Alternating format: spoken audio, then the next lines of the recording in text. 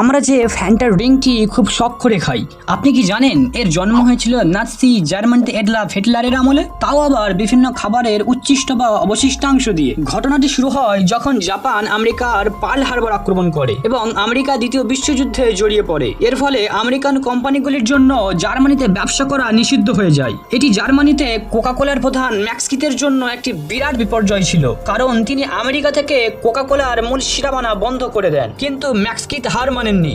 তিনি একদল রসায়নবিদকে দিয়ে জার্মানির বাজারের জন্য নতুন একটি কোমল পানীয় তৈরি করান। যেহেতু কোকাকোলার সিরাপ ছিল না, তাই তারা আপেলের ফাইবার, ফলের পাল্প এবং পনির তৈরির পর বেঁচে যাওয়া তরল বা হুই এর মতো উচ্ছিষ্ট উপাদান ব্যবহার করেন। শুনতে খুব একটা ভালো না লাগলেও তারা এই নতুন পানীয়টির নাম দেন ফ্যান্টা। যুদ্ধের কারণে বিদেশি সব ড্রিঙ্কস নিষিদ্ধ থাকায় এই ফ্যান্টা জার্মানিতে ব্যাপক জনপ্রিয় হয়ে ওঠে। পরবর্তীতে হিটলারের পরাজয়ের পর কোকাকোলা কোম্পানি ফ্যান্টার এই নাৎসি ইতিহাস থেকে দূরে সরতে এর রেসিপি এবং ব্র্যান্ডিং পুরোপুরি বদলে ফেলে।